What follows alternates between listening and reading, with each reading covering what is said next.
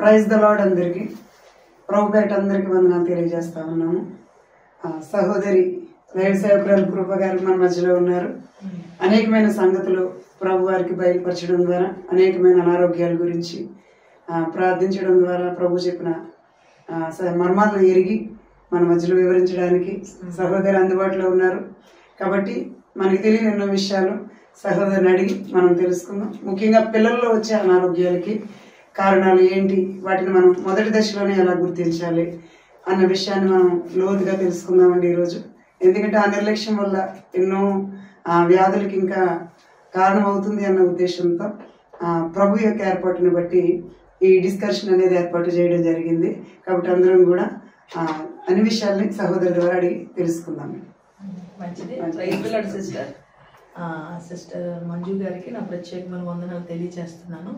వారు కూడా ప్రభు సేవలో కొనసాగించబడుతూ దేవుని పిలుపు చేత వాడబడుతున్నారు. ఈ సమయంలో దేవుడు మాకు ఇచ్చిన ఇట్టి కృపను బట్టి అనేకులకి ఒక స్పిరిచువల్ అనాయింటింగ్ ద్వారా ఒక ఈ యొక్క శక్తివంతమైన సహాయాన్ని ప్రభు ద్వారా ఆయన జ్ఞానం ద్వారా ప్రతి ఒక్క జీవితం ఆశీర్వాదకరంగా మారాలని ఈ యొక్క ఆరోగ్యకరమైన ఈ భౌతిక చర్యలో కలిగే వంటి ఈ బలహీనతలకు వెనకాల ఉండే పరిస్థితులన్నీ వివరించాలనేది సిస్టర్ గారు అలాగే నా యొక్క ఉద్దేశం. అలాగే ఈ ఫస్ట్ వీడియోలో ఈ విధంగా ముందుకు రావడం జరిగింది. కాబట్టి పిల్లల్లో వచ్చేవంటి బలహీనతల కోసం గతంలో కొన్ని విషయాలు చెప్పడం జరిగింది. ఇప్పుడు కొన్ని విషయాలను స్పిరిచువల్గా అంటే ఫిజికల్గా స్టాండ్ చేసుకోవడం కోసం స్పిరిచువల్గా ఎలాంటి అవగాహన ఆధ్యాత్మిక జీవితంలో కావాలి అనడానికి మరి సిస్టర్ కొన్ని విషయాల్ని లేవలెత్తడం జరిగింది. వారు ప్రిపేర్ చేయడం జరిగింది. ఆ విషయాల మీదుగా మరి సిస్టర్ గారు అలాగే నేను కలిసి ఆ విషయాన్ని మీకు చెప్పడానికి ప్రయత్నం చేస్తాం. దయచేసి ఇది స్పిరిచువల్ అభివృద్ధి యొక్క మూలమని మీరు గమనించాలని మనం చేస్తున్నాం. థ్యాంక్ యూ అండి, థ్యాంక్ యూ వెరీ మచ్. పిల్లల్లో వచ్చే క్యాన్సర్కి మరియు వాటిని గుర్తించడానికి ఆ వ్యాధి లక్షణాలని మనం ఏ విధంగా గుర్తుపట్టగలం అంటే ఇది మన యొక్క ఈ కంటెంట్ యొక్క ముఖ్య ఉద్దేశం ఏంటంటే పిల్లల్లో వచ్చేవంటి క్యాన్సర్స్ అనేవి చాలా ఎక్కువగానే నమోదవుతున్నాయి. చాలా వరకు తెలియట్లేదు. అవి ఒక 40 సంవత్సరాలు వచ్చేకో 50 సంవత్సరాలు వచ్చిన తర్వాత దాని యొక్క రేటింగ్ 9 దగ్గరికి 100 దగ్గరకు వచ్చాక గమనించుకోవడం జరుగుతుంది. యాక్చువల్గా వాళ్ళకి 10 years లోపే ఆ లక్షణాల్లోనే తల్లిదండ్రులుగా వాళ్ళు గమనించుకోగలిగితే వాళ్ళ యొక్క సక్సెస్ రేటు ఒక మంచిగా వాళ్ళు తీసుకోవడానికి అవుద్ది అనమాట. అలా ఉండట్లేదు. కాబట్టి ఈరోజు ఒక స్పిరిచువల్ యొక్క కుటుంబంగా ఉన్న ప్రతి ఒక్క ఫ్యామిలీ కూడా దేవుని యొక్క జ్ఞానం కోసం కూడా బైబిల్ గ్రంథంలో లూకాసు వార్తలో ఒక చక్కని మాట రాశారు. దేవుడు తన రక్షణార్థమైన జ్ఞానాన్ని అనుగ్రహించడానికి ఈ లోకానికి వచ్చారన్నారు. అంటే ప్రతి వ్యక్తికి కూడా రక్షణార్థమైన జ్ఞానం అవసరం అన్నారు. కాబట్టి ఈరోజు ఎవరు కూడా రక్షింపబడిన వారికే ఆయన రక్షించిన తర్వాత ఒక రక్షణాత్మక జ్ఞానం ఇస్తున్నాడు. తర్వాత ఈ జ్ఞానం లేక చాలా మంది వారి కుటుంబాల్లో సరైన ఐడెంటిటీ చేయలేకపోతున్నారు, ఏ సమస్య అయినా సరే. అయితే పిల్లల్లో వచ్చే సమస్యను చాలా నిర్లక్ష్యంగా తీసుకుంటున్నారు. అది మీ యొక్క సర్వీస్ లో పరిచయంలో మీరు గమనించారు, అలాగే నా సర్వీస్ లో కూడా నేను గమనించడం జరిగింది. కాబట్టి దీనిని ప్రతి ఒక్కరు కూడా ఐడెంటిటీ చేసుకుంటూ ఈ వేరియంట్ లక్షణాల వల్ల కానీ ఏ విధంగా కూడా పెరుగుతున్న ఈ క్యాన్సర్ లక్షణాలని చిన్నప్పటి నుంచే దాన్ని నిరోధించుకుంటూ రాగలిగితే మంచిదనే ఉద్దేశంతో వీటి మీదుగా చేయడం జరుగుతుంది. ఒక్కొక్క అంశం మీదుగా మనకు ఉండేవంటి లక్షణాలను తెలియచేయాలనేది ముఖ్య ఉద్దేశం. మొదటిగా పిల్లల్లో తరచూ వచ్చే జ్వరాలకి కారణాలు ఏంటి? ఇక్కడ మనం గమనించుకుంటే కనుక పిల్లల్లో ప్రజెంట్ జ్వరానికి వచ్చేటప్పటికి ఇంతకు ముందు జ్వరాన్ని అసలు పెద్ద ఎవరు పట్టించుకునేవారు కాదు. ఎప్పుడైతే కోవిడ్ వచ్చిందో అప్పటి నుంచి ఏ జ్వరమైనా ఆ జ్వరమైనా భయపడుతున్నారు. అయితే ఎప్పుడు కూడా సరే ఏ జ్వరమైనా సరే ఒక వ్యక్తిని నెలలుగా పీడిస్తూ ఉంటే తర్వాత నెలలుగా పీడిస్తున్న జ్వరంలో ఉండేవంటి లక్షణాలను కూడా గమనించగలిగితే గనక పిల్లల్లో అంటే బిలో 10 years లోపులో ఉన్న పిల్లల గురించి మనం చెప్తున్నాము. ఒక్కొక్కసారి బిలో 10 years పైబడి కూడా వెళ్ళొచ్చు, కానీ ఇప్పుడైతే లోపల పిల్లల్లో ఎక్కువగా వచ్చే జ్వరాలకి గల కారణాలు తరచు ఇన్ఫెక్షన్ పడడం వల్ల ఎక్కువ జ్వరాలు రావడానికి ఉంటుంది. అయితే ఇది ఒక్కటే కారణమని మనం చెప్పలేము, ఒక్కొక్క కారణానికి ఒక్కొక్క లక్షణాలు ఉంటాయి. కానీ మేజర్ గా మనం గమనించవలసింది అయితే ఎవరైనా పేరెంట్, ఒక తల్లిగా ఒక తండ్రిగా స్పిరిచువల్ గా మన ఫేత్ ని అప్లై చేస్తున్నప్పుడు స్టార్టింగ్ స్టేజ్ లోనే ఎప్పుడు కూడా అందుకే దేవుని వాక్యం అంటుంది, మీరు నిర్లక్ష్యం వద్దు. అందుకనే దేవుడు దేన్నైనా సహిస్తాడని, కానీ నిర్లక్ష్యాన్ని మాత్రం ఆయన దాని దగ్గర ఆయన ఒప్పుకోదన్నాడు. కానీ ప్రతి ఒక్కరు కూడా నేటి సమాజంలో చూస్తే గనక ఏదో ప్రార్థన చేస్తున్నారు కానీ దేని పట్ల సరైన సుముఖంగా ఉండలేకపోతున్నారు, ప్రేయర్ చేయలేకపోతున్నారు, విశ్వాసాన్ని అప్లై చేయలేకపోతున్నారు. దానివల్ల కూడా నెలల తరబడి కూడా వాళ్ళకి జ్వరం ఉన్నా సరే, వాళ్ళకి రక్తహీనత ఉన్నా సరే, లేదా వాళ్ళకి ఇన్ఫెక్షన్ ఉన్నా సరే, అది ఏ విధమైంది అనేది ఐడెంటిఫై చేయలేకపోతారు. కాబట్టి తరచు జ్వరం రావడానికి కారణం నీ బాడీలో ఒక ఇన్ఫెక్షన్ ఉందని అర్థం. కాబట్టి అది ఏది అనేది ఐడెంటిఫై చేసుకోవాలి ఖచ్చితంగా ఎవరికి వాళ్ళు. అది యూరిన్ ఇన్ఫెక్షనా, బ్లడ్ ఇన్ఫెక్షనా, లేకపోతే అది కిడ్నీ ఇన్ఫెక్షనా, లంగ్ ఇన్ఫెక్షనా, లేకపోతే అది ఏమైనా బ్లడ్ లో ఏమైనా రకరకాల ఏమైనా జ్వరాలకు సంబంధించిన ఇన్ఫెక్షన్ ఏమైనా ఉందా, లేకపోతే బ్రెయిన్ కి సంబంధించిన ఏదైనా ఇన్ఫెక్షన్ ఉన్నా సరే, బాడీలో శిరస్సు పైనుంచి కింద వరకు ఏది ఉన్నా సరే ప్రజెంట్ రన్నింగ్ లో జ్వరం అనేది కంటిన్యూగా వస్తూ ఉంటుంది. ఒకవేళ 1 వారం రోజులు గ్యాప్ ఇచ్చినా సరే జ్వరం కంటిన్యూ అవుతుంది. కాబట్టి ఏదో మేజర్ది లోపల నుంచి సిండికేట్ చేస్తుందని గమనించి జ్వరం పట్ల కాస్త జాగ్రత్తలు తీసుకోవాలి.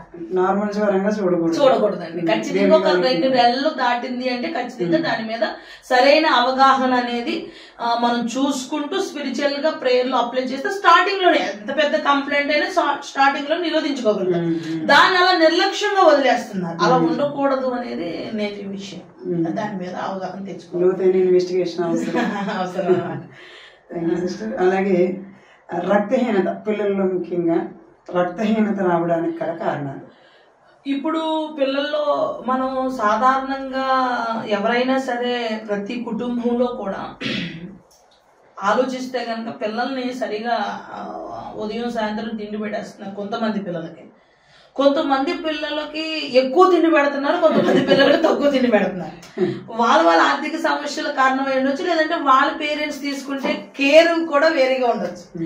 ఏదేమైనా పిల్లల్లో వచ్చే రక్తహీనతకి కారణం ముందు వాళ్ళు అంటే నెలలు నిండకుండా పుట్టడం వల్ల వాళ్ళు ప్రోటీన్ లాస్ అవడం వల్ల కూడా రక్తహీనత వస్తుంది.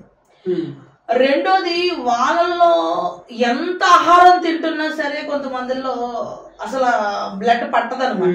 ఏంటంటే ఏమండి మా వాడు 3 పూట్ల తింటాడండి, అసలు వాడికి అసలు రక్తం అసలు సరిపోవట్లేదండి, ఎన్నిసార్లు టెస్ట్ చేసినా బ్లడ్ సరిపోవట్లేదండి అంటూ ఉంటారు. డాక్టర్లు ఏమంటారు, ఫుడ్ పెట్టండి అంటారు. వీళ్ళు ఫుడ్ పెట్టేస్తూ ఉంటారు.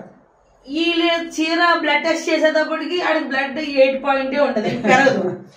ఏంటి దీనికి కారణం అంటే వాళ్ళల్లో బ్లడ్ ఒకవేళ కొంతమందికి ప్రోటీన్ లాస్ అవి బ్లడ్ ని ఒకవేళ అది పెంచుకోలేకపోతున్నది ఒకటి కంప్లైంట్ అయితే, హార్మోన్స్ ఇన్బ్యాలెన్స్ ఒక కంప్లైంట్ అయితే, వాళ్ళకి కొంతమందికి ఏమవుతుందంటే తిన్న ఆహారం అది శక్తివంతంగా మారకుండానే మోషన్ ద్వారా బయటికి వెళ్ళిపోతుంది. దాన్ని పెద్దల్లో అయితే IBS అంటాము.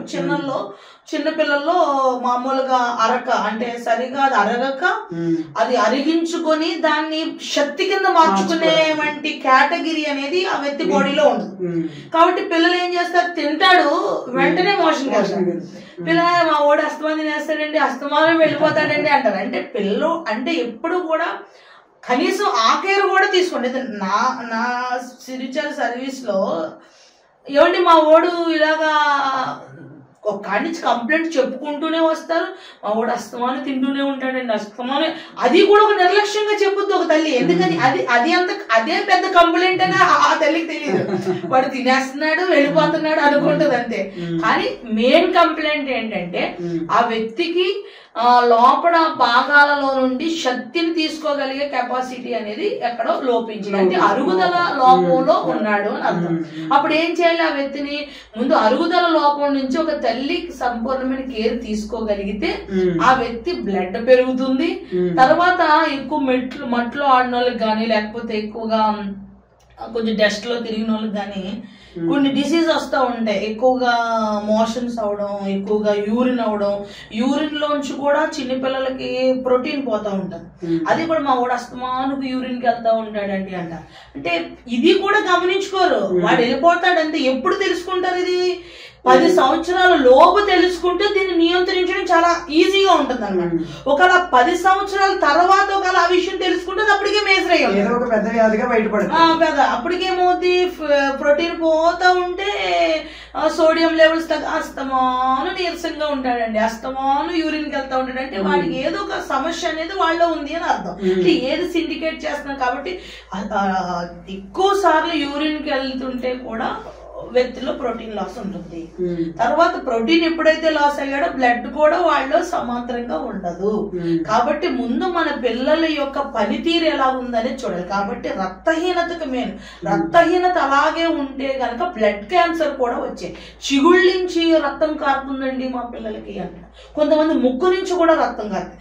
ఒకవేళ చిగుళ్ళ నుంచి ముక్కు నుంచి రక్తం కారి చేతులు తెల్లగా అయిపోయి, పెదాలు కూడా తెల్లగా అయిపోయి, చర్మం కూడా పాలిపోయినట్టు ఉంటే ఏ పిల్లలకైనా సరే అది రక్తహీనతగా ఎక్కువ సంవత్సరాలుగా ఒక 6 సంవత్సరాలుగా రక్తం పెరగకుండా ఒకే మెయింటెనెన్స్ లో ఉంటే గనక అది బ్లడ్ క్యాన్సర్ కి దారితీస్తుందని గమనించాలి ఖచ్చితంగా.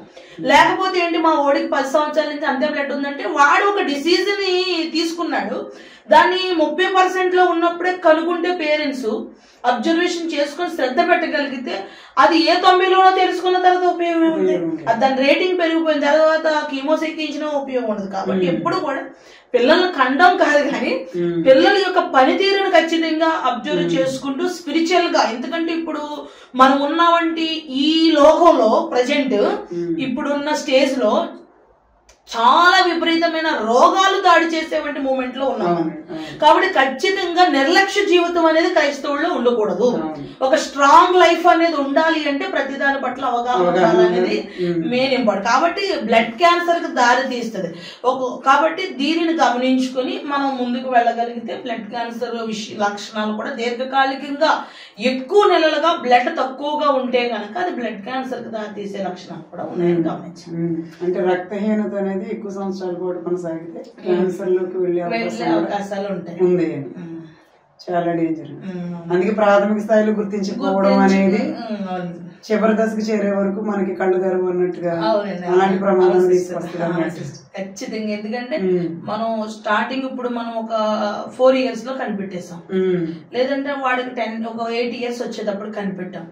ఏదైనా సరే వీడు నీరసంగా ఉన్నాడు, ఎక్కువగా మోషన్ గా, లేదంటే వీడి ఒళ్ళు తేలిపుగా ఉంది, చేతులు తెల్లగా ఉన్నాయి, పెదాలు తెల్లగా ఉన్నాయి, చిగుళ్ళంటే రక్తం పడుతుంది, ముక్కులాంటి రక్తం పడుతుంది, ఇవన్నీ ఏంటి అంటే మామూలుగా నిర్లక్ష్యంగా డాక్టర్ల దగ్గర తిరిగి సంవత్సరాలు లేట్ చేసుకునే కన్నా కొంత అవగాహనలో ప్రజలకు రావాలి. ఇలాంటి లక్షణాలు ఉంటే కనుక బ్లడ్ లో ఏదో ఇబ్బంది కలుగుతుంది ఖచ్చితంగా మనం గమనించాలి. ఈ జ్ఞానం మనకు ఉంటేనే కానీ స్పిరిచువల్ గా మనం అర్థం, లేకపోతే దుష్టుడు ఏ విధంగా పడగొట్టడానికైనా చూస్తాడు అనమాట. కాబట్టి ఇది మనకు అవసరం తెలుసుకోవాలి. చాలా ఇంపార్టెంట్ విషయాలు, చిన్న విషయాలు. అలాగే మీరు ఇప్పుడు చెప్పినట్టుగానే ఆహారం బాగానే తీసుకుంటా ఉన్నప్పటికీ కూడా బలహీనంగా ఉండడానికి కారణం, రక్తం లేకపోవడానికి కారణం కూడా ఇదేనని మనకు అర్థమైంది పూర్తిగా. అలాగే పిల్లల్లో తరచు వచ్చే లింపు గ్రంథుల వాపు అనేది ఎందుకు వస్తుంది? గవద బిళ్ళల వాపు. అయితే లింఫ్ గ్రంథులు గవద బిళ్ళలకి 3 కారణాలు ఉన్నాయి. అలాగే లింఫ్ గ్రంథులు, గవద పిల్లలు ఇవన్నీ ఒకే కేటగిరీకి వచ్చిన ఇందులో 3 క్యాన్సర్స్ పిల్లల్లో సిండికేట్ చేస్తాయి అన్నమాట. ఎప్పుడు కూడా పిల్లల్ని పెంచేటప్పుడు పేరెంట్స్ ఎప్పుడు కూడా దృష్టి పెట్టి చూడరు. వాడు అందంగా బట్టలు వేసుకున్నాడా, వాడు అందంగా దువ్వుకున్నాడా, వాడు అందమైన చెప్పులు కొన్నావా, ఇవే చూస్తారు తప్ప వాడు పొజిషన్ ఎలా ఉందనేది ఎప్పుడు చూడరు అనమాట. కాబట్టి ఈ లింఫ్ గ్రంథులు సమస్య అనేది పిల్లల్లో తలపెట్టడానికి కారణం ఏంటంటే చాలా మంది పిల్లలకి ఈ ఈ ఈ పై భాగం ఊపిరితిత్తుల పై భాగం శ్రేష్ఠ భాగం ఏదైతుందో అది ఎత్తుగా ఉండడం, ఆ దుమ్ములు కనిపించడం, పొట్ట పెద్దగా ఉండడం, చేతులు కాళ్ళు సన్నంగా ఉంటాయి. అది ఒక రకమైన అరుగుదల అన్నమాట, ఒక రకమైన సమస్య. అయితే చాలా మందికి ఇళ్ళలో ఏం జరుగుతుందంటే ఈ గవద బిళ్ళలో అనేది వైట్ మనకి వ్యాధి నిరోధక శక్తి కొరకు ఉండేవంటి వైట్ సెల్స్, బ్లడ్ వైట్ ఇవన్నీ కూడా ఇక్కడ ఏమవుతాయి, స్టోర్ అవుతాయి అనమాట అండి. ఈ వ్యాధి నిరోధక శక్తికి ఉపయోగపడేవంటే వైట్ బ్లడ్ సెల్స్ ఇక్కడ స్టోరేజ్ అవుతాయి. ప్రతి ఒక్కరికి కూడా, మీకైనా నాకైనా ఎవరికైనా సరే గవద బిళ్ళలు ఇక్కడ కాయలు అంటారు కదా, ఇవి మనకు అవసరమైనప్పుడు శరీరం తెచ్చుకోవడానికి తీసుకెళ్లి ఇక్కడ స్టోర్ చేస్తాం. ఈ స్టోర్ చేసినవి ఎక్కువ రోజులు ఉపయోగానికి లేనప్పుడు అవి ఈ గవద బిళ్ళలాగా ఒక్కొక్కసారి నొప్పి వస్తూ ఉంటాయి అన్నమాట. కాబట్టి పిల్లల్లో అవి వస్తాయి. అవి ఎక్కువ రోజులు ముదిరిపోవడం వల్ల తీయించుకోకపోవడం, లేదంటే ఒక్కొక్కసారి మన బాడీ కొన్ని పెరుగుతున్నా సరే నొప్పి కలిగించదు. కొంతమందికి చిన్నగా పెరుగుతున్నా నొప్పి వచ్చేస్తుంటది. అది బాడీ యొక్క విధానం. అది ఎలా రెస్పాండ్ అవుతుందో మనం చెప్పలేం. కాబట్టి కొంచెంగా నొప్పి వచ్చినప్పుడే మనం పిల్లల్లో ఐడెంటిటీ చేసుకుని అది త్వరగా తగ్గించుకోవడానికి స్పిరిచువల్ గా చాలా వంటి మనం దేవుడు చాలా జ్ఞానాన్ని ఇచ్చాడు. ఇప్పుడు కూడా దేవుడు భగవంతుడు మన చేతుల్లో మన లైఫ్ ని ఎలా డిజైన్ చేసుకోవాలో చెప్పాడు. అది ఖచ్చితంగా దాన్ని పాటించగలిగితే చేయగలుగుతారు. దాన్ని నిర్లక్ష్యం చేస్తారు. ఒక్కొక్కసారి పిల్లలు ఈ మెడలు ఆగుతూ ఇక్కడ ఏం చేస్తారంటే, మనం ఒక టాబ్లెట్ తీస్తే ఒక చిన్న 1 మిల్లీగ్రాము టాబ్లెట్ ఎంత ఉంటుందో అలాగా ఇక్కడ అంత బిళ్ళగా ఉంటుంది పిల్లలకి. ఎప్పుడు తోమినప్పుడు వాటిని టచ్ చేయరు అనమాట. ఇలా మెళ్ళ తోమేస్తారు. వీటిని ఇలా తోమినప్పుడు బిళ్ళల్లో తగులుతాయి అనమాట.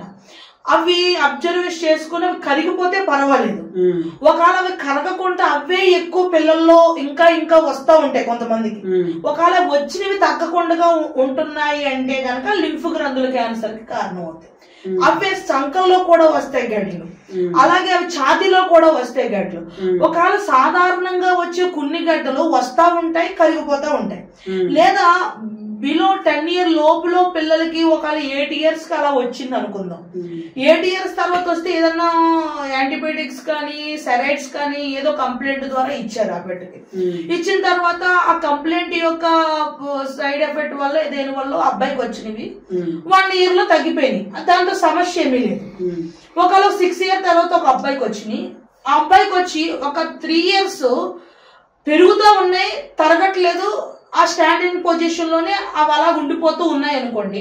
ఖచ్చితంగా వాటిని ఆ టైంలో గుర్తించి కనుక తగిన చర్య తీసుకుంటే కనుక ఆ లింఫ్ గ్రంథుల యొక్క క్యాన్సర్ నుంచి బయటపడడానికి అవకాశం ఉంటుంది. లేదు అనుకుంటే కనుక అవి ముదిరిపోయే వరకు ఆ యొక్క అలాగే పెళ్ళైపోతుంది వాడికి, అలాగే పిల్లలు పుడతారు.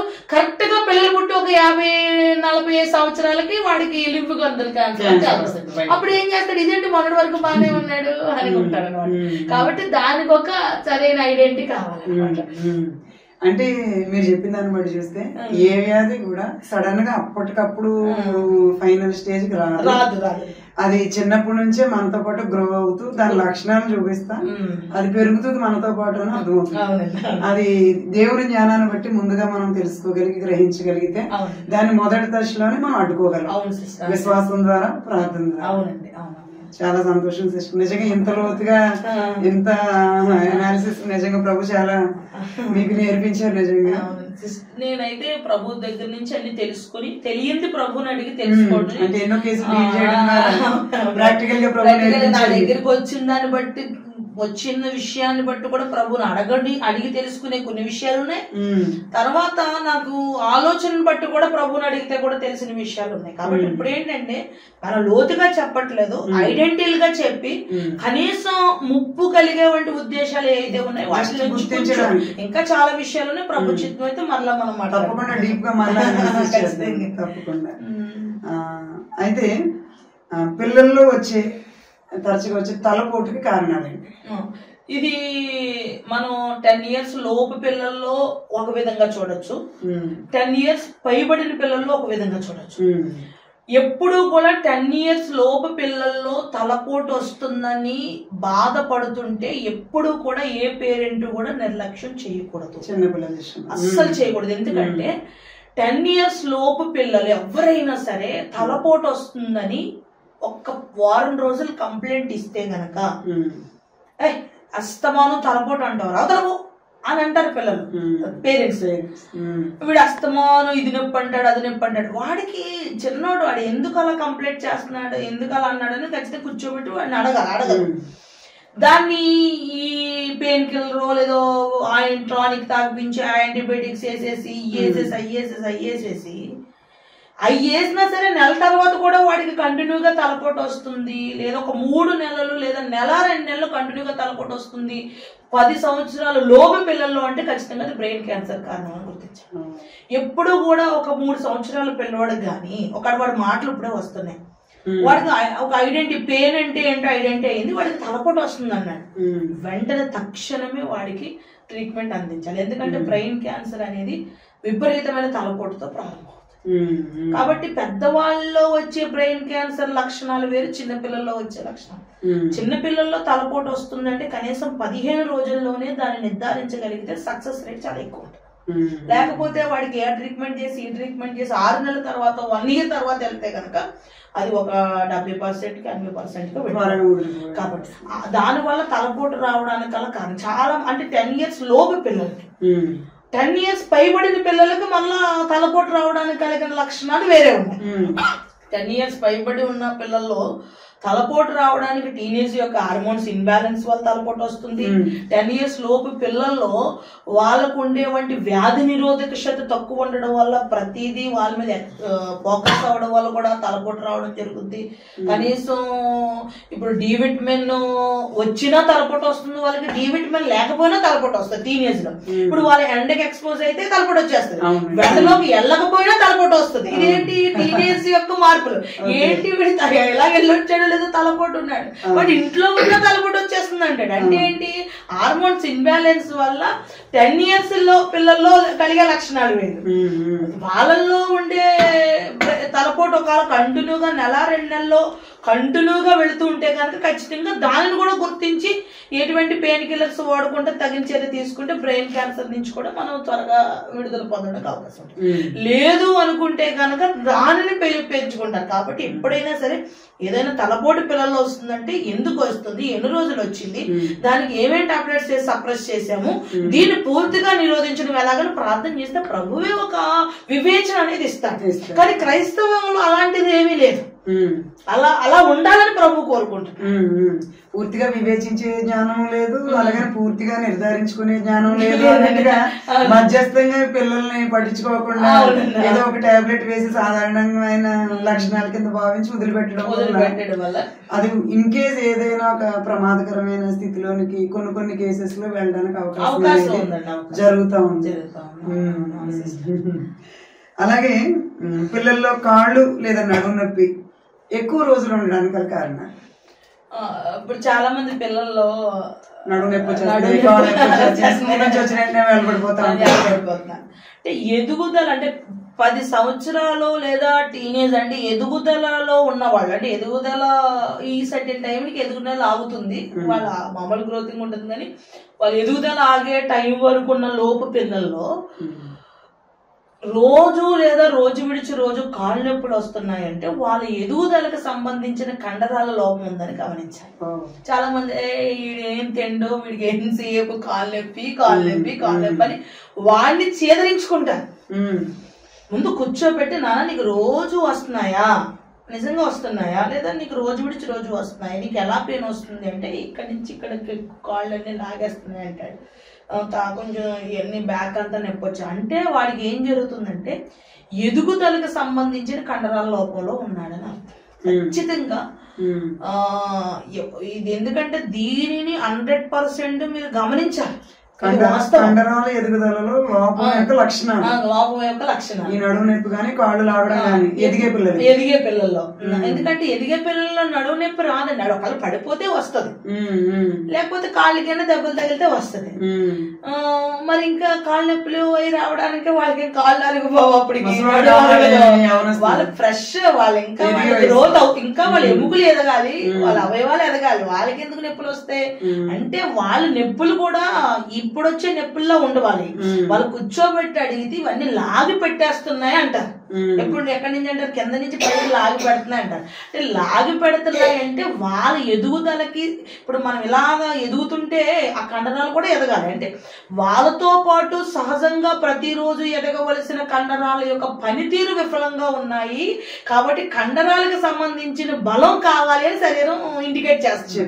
దానిని పక్కన పెట్టేసేసి నీకు అస్తమానం నడువు నొప్ప, అస్తమానం నీకు ఇది నొప్ప అని చెప్పేసి వాడిని ఐడెంటిఫై కొన్ని రోజులకి ఏం చేస్తాడంటే వాడి ఎదుగుదల అర్ధాంతరంగా కొంచెం లోపిస్తుంది. హైట్ తగ్గిపోవడం కానీ, లేకపోతే కాళ్ళు పీలగా అయిపోవడం కానీ, లేకపోతే వాడి ఇంకా నీరసంగా అయిపోవడం కానీ, ఆ కండరాలు ఇంకా బిగపెట్టేసేసి కాళ్ళు ఇలా పైకెత్తి పెట్టి నడవడం కానీ, కొంతమందిలో అలాగే సంవత్సరాలుగా 10 years 12 సంవత్సరాలు అలాగే లోపు తర్వాత 12 సంవత్సరాలు దాటి 10 సంవత్సరాలు దాటిన తర్వాత అది కండరాల క్యాన్సర్ గా దారితీస్తుంది.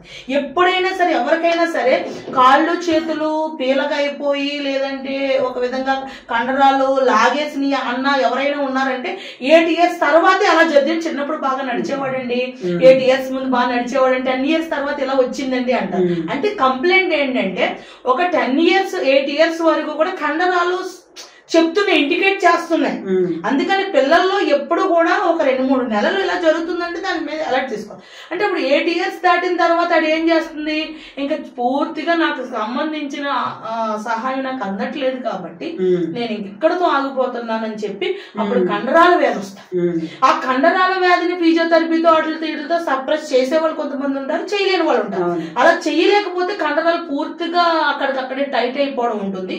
ఆ టైట్ అయిపోయిన తర్వాత కూడా సరైన కేర్ తీసుకోకపోతే కండరాల క్యాన్సర్ గా మారడానికి కూడా అవకాశం. ఆ తీవ్రమైన లోపం అనేది క్యాన్సర్ లోకి తీసుకెళ్లే అవకాశం కూడా ఉంది. అందుకని పిల్లల్లో ఇది ఆహారం ద్వారా సరి చేసుకుంటే ఆ లోపం సరి అవి ఆ కండరాల ఎదుగుదలకి మనకి సహకరించినప్పుడు ఇబ్బంది ఉంటుంది. కానీ మనం ఏం చేస్తామంటే ఆహారంలో ఆ లోపాన్ని సరి చేసేది బదులు మెడిసిన్ ద్వారా కానీ లేకపోతే బాహ్య సంబంధంగా చూడడం అనేది ఆ లోపం అలా కంటిన్యూ అవుతాం. అంటే నిర్లక్ష్యం చేయకూడదు. ఆ కండరాల వ్యాధికి ఏ ఫుడ్ తీసుకోవాలనేది నీకు ఆటోమేటిక్ గా తెలుసు. అంటే ప్రతి లక్షణం కూడా మన బాడీలో ఒక లోపాన్ని కానీ లేకపోతే ప్రతి లక్షణం కూడా ఇండికేషన్ అనమాట. దాని అది ఏంటి అని ఒకసారి కొంచెం ఆలోచించి దానికి పరిష్కారాన్ని వెతుక్కోవాల్సిన అవసరం అయితే ప్రతి ఒక్కరికి. స్టార్టింగ్ లో దేవుడు మనకు తెలియచేస్తే జ్ఞానం ఉండి స్పిరిచువల్ గా నువ్వు దాన్ని క్లియర్ చేసుకోగలవు. మూర్ఖంగా పట్టించుకోకుండా నిర్లక్ష్యంగా ఉంటే అది దాని రేటింగ్ అనేది ఎక్కువైపోయే కొద్ది మన సత్యాన్ని తగ్గిపోతుంది, దాన్ని ఎదిరించలేమన్నమాట. భవిష్యత్తులో ఇంకా ఎక్కువ ఇబ్బందులు పడాలి. అవునండి, అందువల్ల అది కాళ్ళు చేతులు ఎక్కువగా చిన్న పిల్లల్లో రావడం, ఇంకా టీనేజ్ లోకి వేరే కారణాలు ఉంటాయి. ప్రస్తుతం మనం చిన్న పిల్లల్లోకి వచ్చాం కాబట్టి లక్షణాలు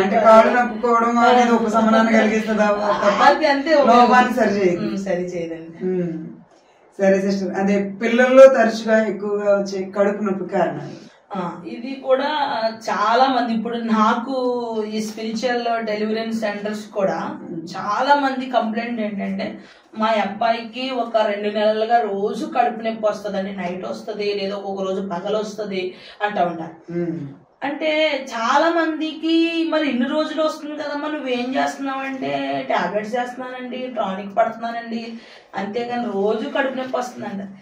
రోజు ఎందుకు కడుపు నొప్పి వస్తుంది అంటే పోనీ ఏమైనా తెలిసిందా అంటే ఏమోనండి మామూలుగా టానిక్స్ ఇస్తున్నారండి అంటారు. కానీ జాగ్రత్తగా వాళ్ళు సరైన డాక్టర్ దగ్గరికి వెళ్ళరు.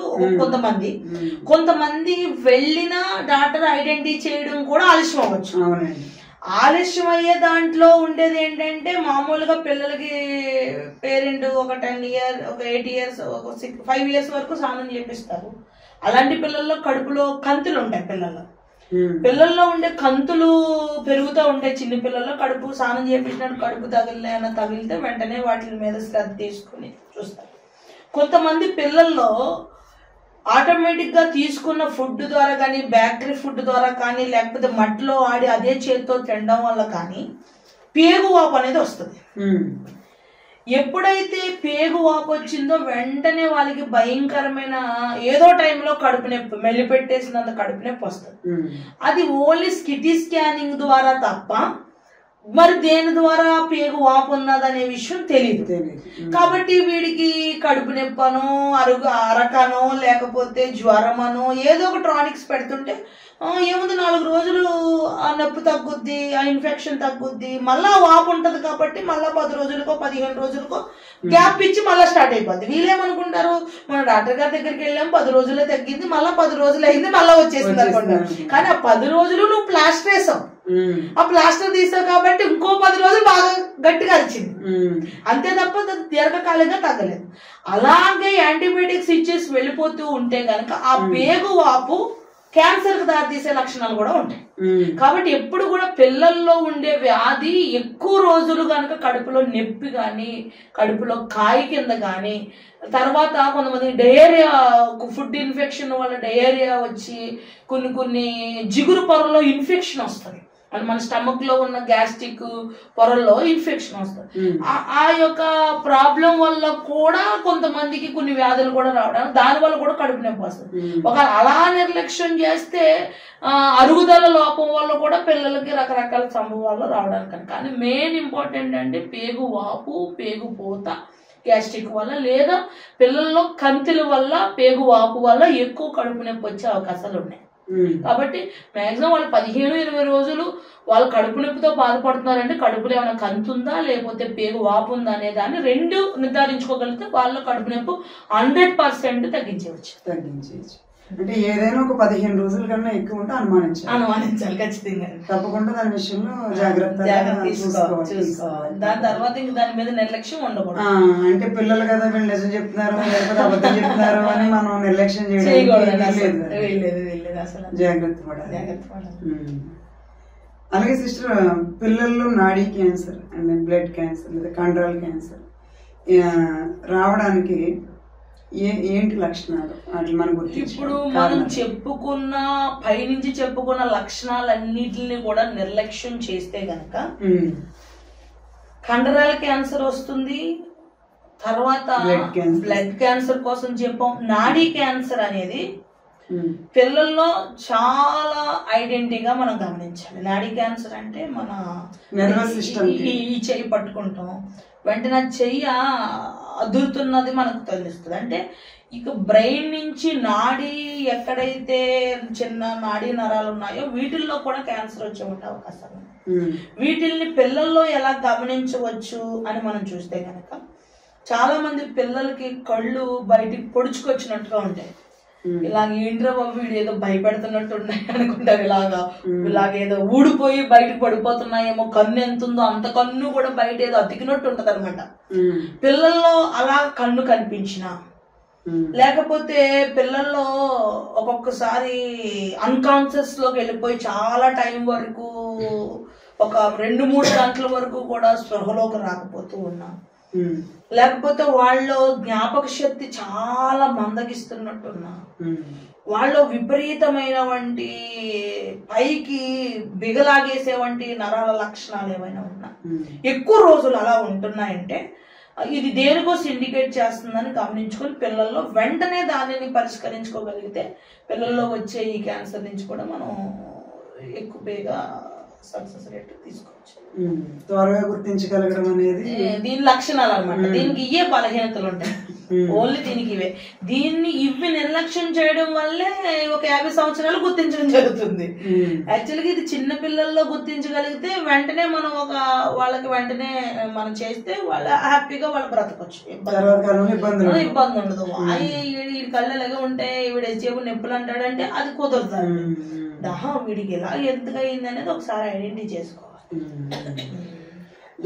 ఏ లక్షణాన్ని కూడా నిర్లక్ష్యం చేయకూడదు, ముందుగానే చూసుకుంటే తర్వాత కాలంలో ఇబ్బందులు ఉండవు. అలాగే సిస్టర్, పిల్లల్లో కనిపించే ఎముకల నొప్పికి కారణాలు ఏంటి? ఇప్పుడు మనం ఇందాక ఆల్రెడీ నొప్పుల కోసం మాట్లాడుకున్నాం, ఈ కండరాల నొప్పులు. ఇప్పుడు ఎముకల నొప్పి, పిల్లలు సడన్ గా అమ్మ ఈ దుమ్ము దగ్గర నొప్పి వస్తుంది, అమ్మ ఈ కాళ్ళు దగ్గర ఈ దుమ్ములో లేదా ఎక్కడ నొప్పి వస్తుంది అంటారు. అసలు దుమ్ము నొప్పి అంటున్నాడా వాడు, లేకపోతే ఎముక నొప్పి అంటున్నాడా, కండరం నొప్పి అంటున్నాడా అనేది కూడా ఎవరు పట్టించుకోవాలి. ఇది నొప్పి అంటున్నాడు అంతే.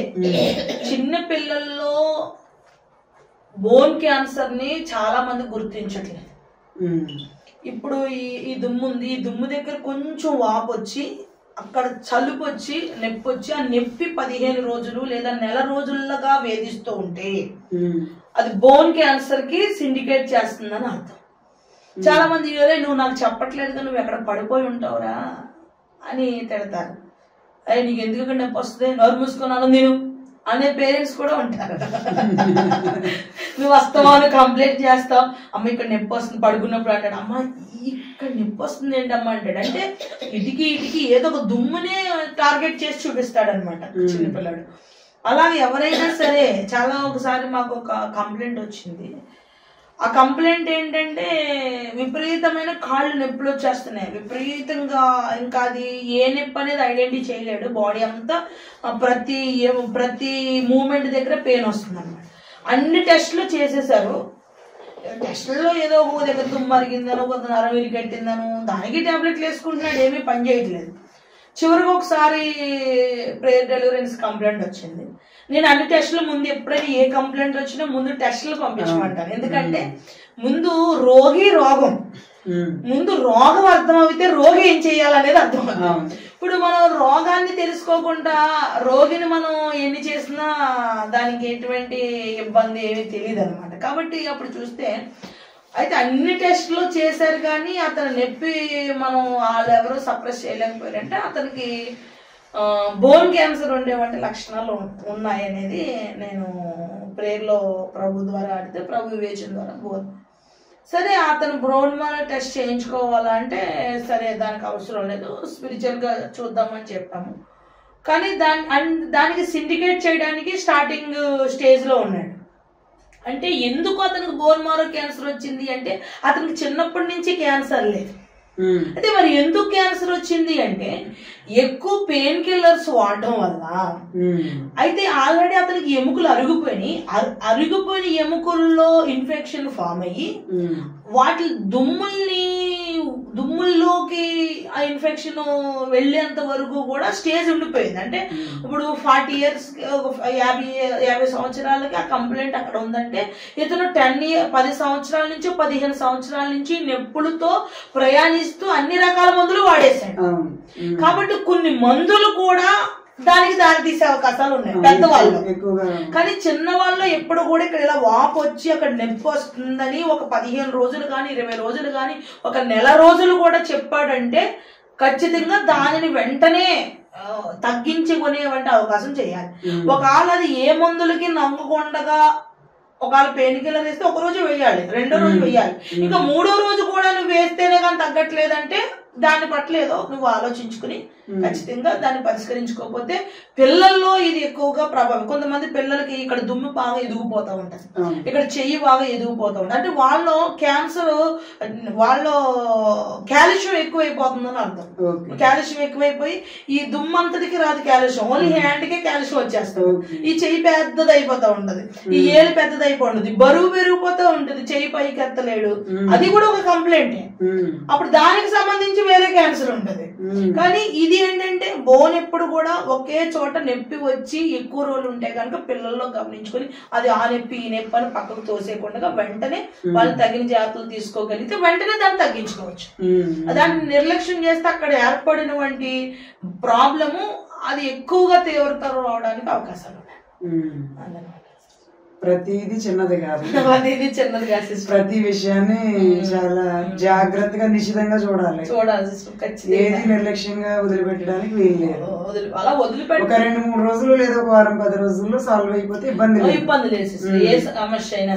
కానీ అది అలాగా రోజుల తరబడి నెలల తరబడి సంవత్సరాల తరబడి కూడా ఉంది అంటే మనకి ఇబ్బంది లేదు కదా అని మనం దాన్ని నిర్లక్ష్యం చేసి పెద్దది చేసుకోకూడదు సమస్య. పిల్లలు కొంతమంది చెప్పరు కదా, వాళ్ళకి అవగాహన ఉండదు కదా అని కూడా చాలా మంది పిల్లల్లో కూడా వ్యాధిని ఎక్కువ చేసేటువంటి పరిస్థితులు కూడా ఉన్నాయి. పిల్లల్లో అయినా పెద్దల్లో అయినా సాధారణంగా మనం చేసేది ఏంటంటే దాని మూలంగా ఎటువంటి ఇబ్బంది మనకి రానంతసేపు ఆ నొప్పినైనా దేన్నైనా మనం భరించి దాన్ని పెద్ద చేసుకుంటున్నాం అన్నట్టు. అవునండి, అవునంతే. అంతే ముందుగా దాని గురించి జాగ్రత్త తీసుకోవాలన్న జ్ఞానం మనకి కొద్దుగా ఉండి జాగ్రత్త పడక వచ్చే బాధలు అనమాట ఇవన్నీ. చాలా విషయాలు అర్థమవుతుంది సిస్టర్, మీరు మాట్లాడుతూ ఉంటే చాలా తెలుస్తా ఉన్నాయి. అలాగే పిల్లల్లో కనిపించే కంటి సమస్యలు కారణాలు ఏంటి? ఇప్పుడు చాలా మంది పిల్లలు అందరూ కళ్ళద్దాలు పెట్టుకునే ఉన్నారు. ఎందుకంటే ఇంతకు ముందు పిల్లల్లో చక్కగా పిల్లలంటే ఇప్పుడు నా జనరేషన్ వరకు చూస్తే కనుక పెద్ద కళ్ళద్దాలు అంతగా లేవు. హ్యాపీగా చదువుకోపోయినా అసలు కళ్ళద్దాలతో పనే ఉండేది కాదు. కానీ ఇప్పుడు చదువుకుంటున్న ప్రతి స్కూల్లోకి వెళ్ళినా, ప్రతి హాస్టల్కి వెళ్ళినా, ప్రతి సెమినార్కి ఎక్కడికైనా, నేను కాలేజీలో ఎక్కడికైనా వెళ్ళినా కూడా అందరూ కళ్ళద్దాలే. అంటే ఇప్పుడు కళ్ళద్దాల వల్లే మనం ఆలోచిస్తూ ఉంటే అంటే ఒక సగటు ప్రజల్లో ఎంత వ్యాధి నిరోధం అంటే ఎంత ప్రోటీన్ లాస్ పిల్లల్లో ఉందనేది మనం ఐడెంటిఫై చేయాలి. ప్రోటీన్ లోపం. ఎందుకంటే ప్రోటీన్ ఎంతైతే వాళ్ళకి ప్రోటీన్ లోపం ఉందో అంత నరాలు బలహీనపడుతున్నాయి. కొంతమంది ముందుగా పుట్టడం వల్ల కూడా ప్రోటీన్ లోపం ఉంటుంది.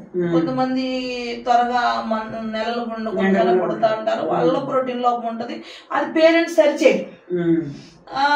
నువ్వు నెల తక్కువ వాడు అలా పెంచేస్తూ ఉంటారు తప్ప వాడికి ఏదో కొంచెం వీడి నెల తక్కువ వాడు కాబట్టి వీడి ఆర్గన్స్ పెరిగాయో లేవో, వీడి కొంచెం పోషక పదార్థాలు పెట్టాలన్న ఆలోచన అలా వెళ్ళిపోతూ ఉంటే కొన్ని రోజులకి ఏమవుతుందంటే వాడికి ఏదో ఒక బలహీనత అనేది వాళ్ళలో ఉంటది అనమాట.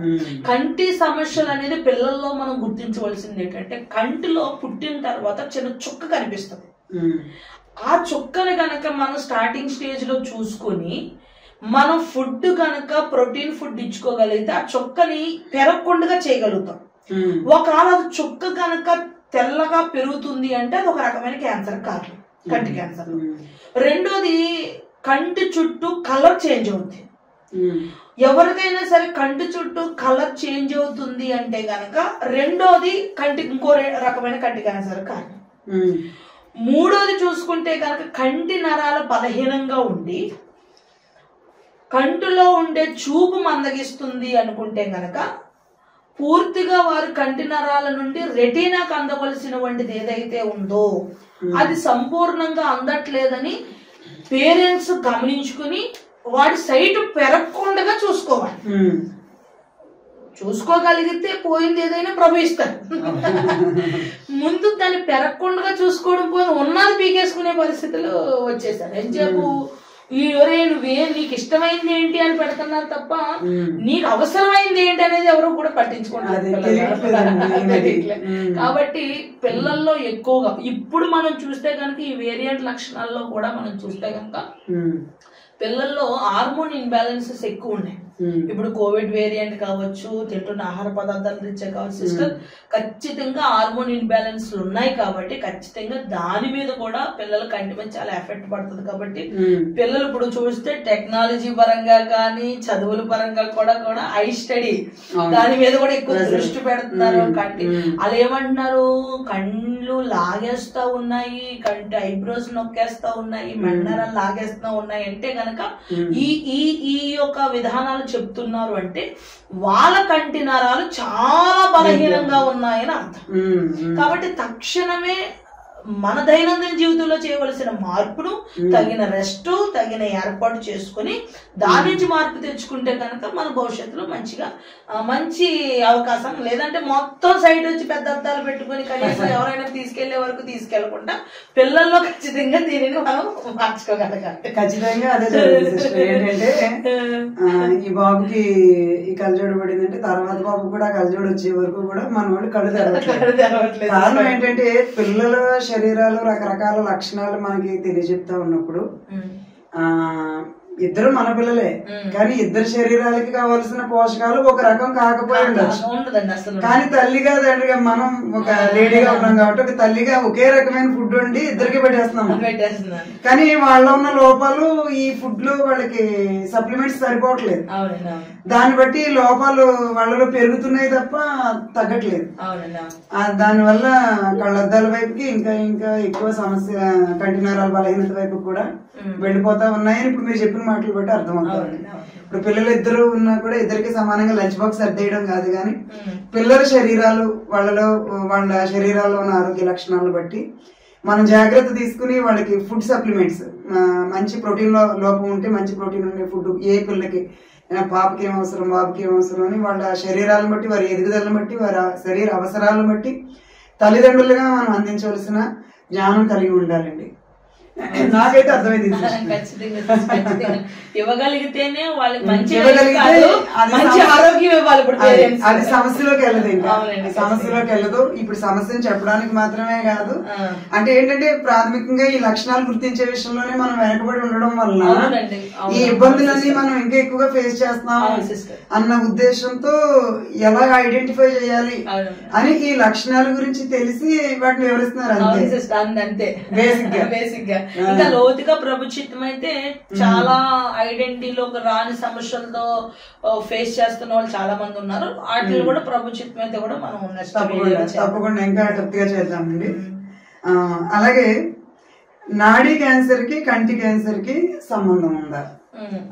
మీరు ఇందాక నాడీ క్యాన్సర్ గురించి చెప్పేటప్పుడే నాకు ఒక పేషెంట్ గుర్తొచ్చి అయితే ఆ కన్ను అలా అయిపోవడానికి ఇది కారణమా నేను ఇందాక అనుకున్నాను. అంటే ఇది వాళ్ళకు కూడా తెలియదు సాధారణంగా కన్ను లాగేసిన సిస్టమ్. ముందు నాడీ క్యాన్సర్ ఉన్న వాళ్ళు ఖచ్చితంగా నాడీ క్యాన్సర్ యొక్క లక్షణాలు అవి అప్పుడే స్టార్టింగ్ స్టేజ్ లోనే వాళ్ళు తెలుసుకోగలిగితే గనక దాని నుండి వెంటనే మనం సక్సెస్ రేట్ అనేది తీసుకోగలుగుతాం అనమాట. వీళ్ళు ఎప్పుడో ముదిరిపోయిన తర్వాత అన్ని ఏదేదో గలిబిలి చేసేసుకున్న తర్వాత అప్పుడు పట్టుకున్నా కూడా ప్రభు ఏదో కార్యం చేస్తాడు, కానీ ప్రభు దగ్గర కూడా కరెక్ట్గా నిలబడరు. వాళ్ళు అప్పటికి ఇంకా వెళ్ళిపోయి హోప్స్ అని పోతాయి సిస్టర్. ఇంకా డాక్టర్ చెప్తారు కదా ఇది అవ్వదు, లాస్ట్ స్టేజ్ లో ఉంది, ఇంకా చనిపోవడం అయినా లేకపోతే ఇంక ఇంతేనో చెప్పడం వల్ల హోప్స్ పోయి ఇంకా అక్కడ నుంచి ఏమవుతుంది అంటే భయంతో విశ్వాసంలో కూడా సరిగా నిలబడలేని పరిస్థితి. కానీ ముందే చూసుకుంటే ఎంత సమస్య రాదని రాదు సిస్టర్. దీనికి ఇవే లక్షణాలలో కొన్ని లక్షణాలు ఉన్నాయి. అవి కూడా ఒక్కొక్క దాని పాయింట్ మీద ఇంకా చాలా వివరంగా తెలుసుకోవచ్చు, కానీ లైట్ గా మనం కొంచెం అవగాహన వరకు చెప్పగలుగుతున్నాం. అయితే నాడీ క్యాన్సర్ కి కంటి క్యాన్సర్ కి సంబంధం ఉంది. కంటికి నాడీ క్యాన్సర్ కి సంబంధం ఉంది. కంటి క్యాన్సర్ కి అంటే నాడికి దీనికి కంటికి నాడీ క్యాన్సర్ కి సంబంధం ఉంది. అంటే నాడీ క్యాన్సర్ వచ్చిన వాళ్ళకి కంటి మీద ఒక విధానం చూపిస్తాడు. ముందు ఏంటంటే కంటికి డిఫరెంట్ వస్తుంది, ఏదో మార్పులు జరుగుతాయి. కన్నులో ఏదో ఒక మార్పులు, కన్ను లాగడం, కన్ను తరచు అదలడం, కన్ను చీకటి కమ్మడం సడన్ గా రకరకాల ఉంటాయి. ఇంకా లోతుగా వెళితే అదొక పెద్ద సబ్జెక్ట్. ఇక్కడతో సరిపోయింది. తర్వాతకి వచ్చిన పిల్లల్లో ఛాతీలో గడ్డలు గాని చంకల్లో గడ్డలు మరి మెడ చుట్టూ గడ్డలు కారణం ఏంటి? పిల్లలు ఎక్కువగా గురక పెట్టడానికి కారణం ఏంటి? ఇది ఇందాక కొంతవరకు మనం దీన్ని చెప్పుకున్నాం. మరలా దీన్ని రాయడం ఏంటంటే లింఫ్ గ్రంథుల క్యాన్సర్ విషయంలో సేమ్ అదే ప్రాసెస్ మనం ఇందాక మాట్లాడుకోవడం జరిగింది. ఇప్పుడు పిల్లల్లో వచ్చే కణితుల కోసం మాట్లాడుకుంటాం. ఎందాకైతే లింఫ్ గ్రంథుల విషయంలో సేమ్ ఇదే ప్రశ్న కింద మాట్లాడడం జరిగింది. ఇప్పుడు లింఫ్ గ్రంథుల వల్ల కూడా కణితులు వస్తాయి, సహజంగా కూడా కణితులు వస్తాయి. ఆ లింఫ్ గ్రంథుల యొక్క క్యాన్సర్ వల్ల వచ్చే కణితులు అలాగే సాధారణంగా వచ్చే కణితులు కూడా కరిగిపోతూ ఉంటాయి. ఒక్కొక్కసారి అవి చిన్న టాబ్లెట్స్ లాగా ఇక్కడ ఎంత సైజు ఉంటే అంత సైజు ఇలా బిల్లబిల్లలా ఉంటాయి, కరిగిపోతూ ఉంటాయి. ఆటోమేటిక్ గా మళ్ళా అవి గ్రోత్ అవుతూ ఉంటాయి. అదొక కంప్లైంట్. అది అలాగే ఉన్నది కదా, నిర్లక్ష్యం ఉండకుండా దానికి మన ఫుడ్ ద్వారా కానీ ఎక్కువగా ఏదన్నప్పుడు మనకు కిడ్నీలో రాళ్ళు ఉన్నాయనుకోండి, చాలా మంది ఏమంటారు అట్టుపు తినండి తగ్గిపోతాం, ఒగరు తినాలి. ఒగరు తింటే ఎగస్ట్రాగా ఉండేవి ఏమన్నా లేడీస్ కానీ జెంట్స్ కానీ ఎక్కడైనా ఎగస్ట్రాగా ఏదైనా అడ్డుపడుతున్నా చర్మం అది ఏదైనా ఏ డిఫెక్ట్ అయినా సరే ఒగరు వల్ల ఏమవుతుందంటే అది రిమూవ్ అవడానికి ఎక్కువ అవకాశాలు ఉంటాయి.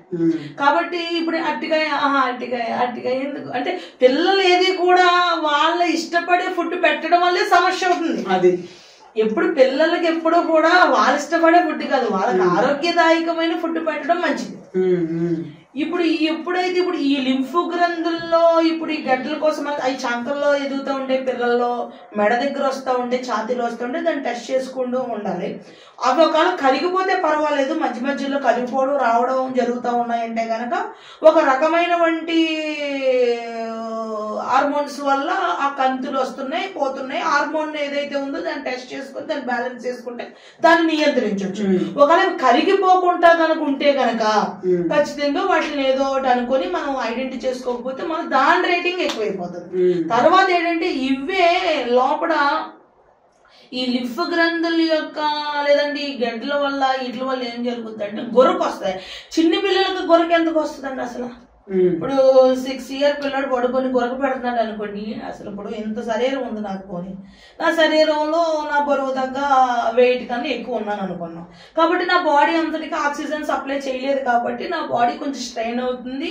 దాన్ని బరువుగా లాగి నాకు పొయ్యాలి కాబట్టి నూతిలోంచి నీళ్ళు తీసినట్టుగా నాకు గొరక వచ్చింది అనుకుంటే ఓకే, సగం పోలే అనుకుందాం.